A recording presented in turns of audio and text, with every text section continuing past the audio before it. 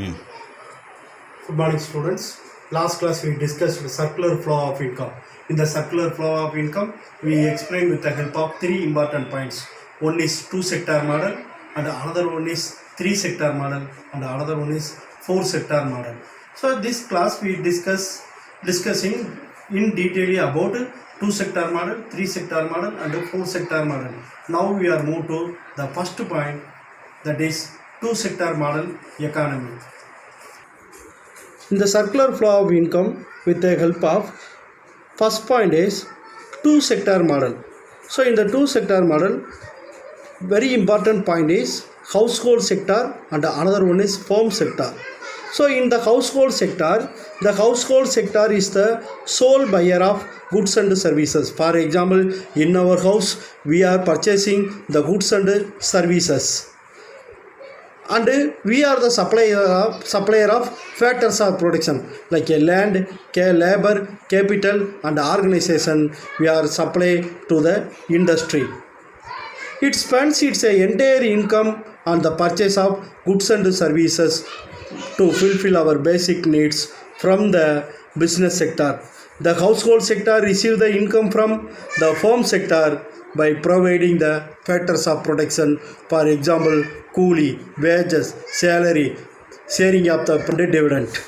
And next we will move to the second point, the firm sector.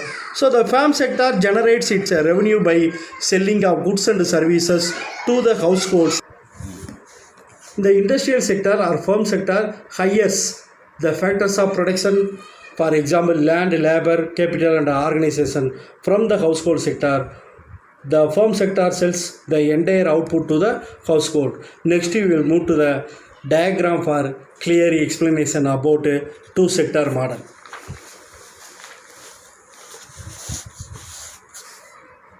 Left side is household sector and opposite side it is a industry. So from the industry, the goods and services to the household, and from the household the consumer expenditure. What are the expenditure we spend to fulfill our basic needs from the industry, and the industry to give the wage, rent, dividends and sharing of the profit to the household, and again the household they will give the factors of production like land, labor and capital. And next we will move to the formula for two-sector model is Y is equal to C plus I. Y is equal to income. In economics, the Y symbol is always represent the income, and C represent the consumer expenditure and I expenditure investment. So in the two-sector model, Y is equal to C plus I plus C plus I. Next we will move to the three-sector model. Next we will move to the circular flow of income in a three-sector model. So in addition to the household, firms and with the help of the government sector makes this model three-sector model. The government levies the taxes on household firms because tax is the important revenue sources for the government, and the purchase of goods and services from the firms and receive the factors of production from the household sector. On the other hand, the government also makes social transfer such as pension, relief, subsidies, widow refund to the household sector. Similarly, the governments pay the firms for the purchase of goods and services in the three-sector model. So in the three-sector model, with the help of this flow chart, we will explain detailing. So in the domestic circular flow of income and spending, from the household, the purchase of goods and services to fulfill their demand from the industry, and the industry they are paying the taxes to the government, and with the help of the taxes the government they are transferring the fund for the social transfer, for example pension, relief,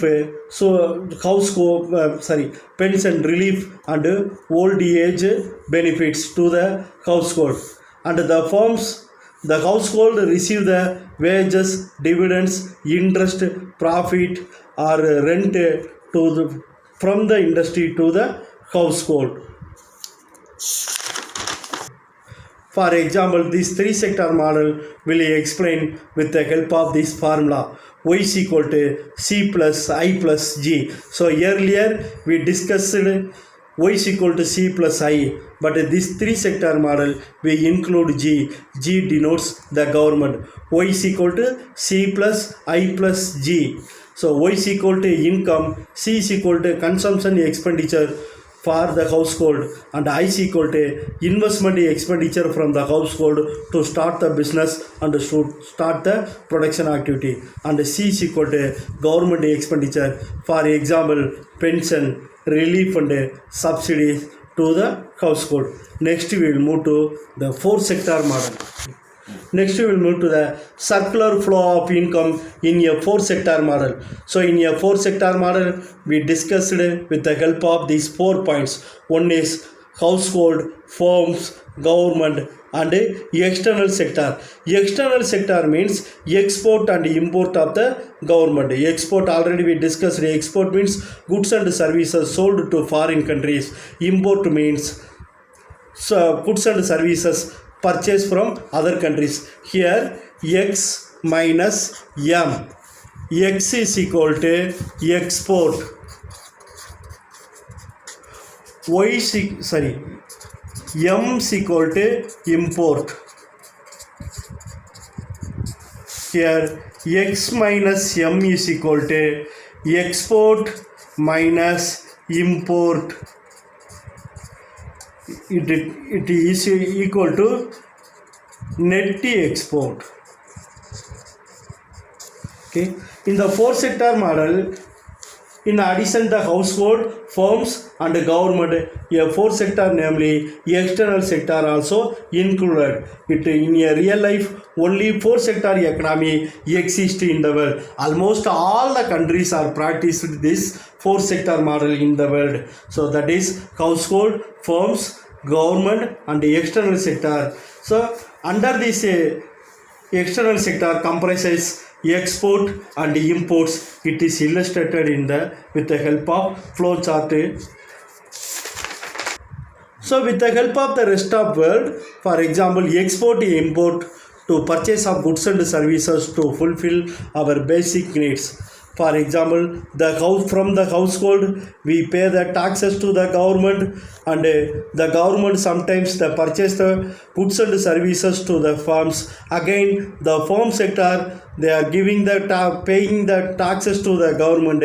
With the help of the tax revenue, the government they are paying the social transfer like a pension, widow remarriage fund, relief fund or subsidies to the household. It is also considered as a income, and later the firms they are giving the wages, dividends, interest and profit and rent to the household. And the summary of the first lesson is, and from the beginning, and the summary of the first lesson is, earlier we discussed the introduction and the meaning of macroeconomics and the importance of macroeconomics and the scope of macroeconomics and the economy and its types. So economy and its type divided into 7 headings: status of development, system of activities, scale of activities, nature of functioning, nature of operation, nature of advancement and level of income. And next we will discuss the economic system. What are the different type of economic system followed in the world? For example, capitalist country, socialist country and mixed economy. And also we discussed the characteristics of capitalist country and the features of capitalist country and the merits and demerits of capitalist country. And the second session we discussed about the socialist country, meaning of socialist country, features of socialist country and merits and demerits of socialist country.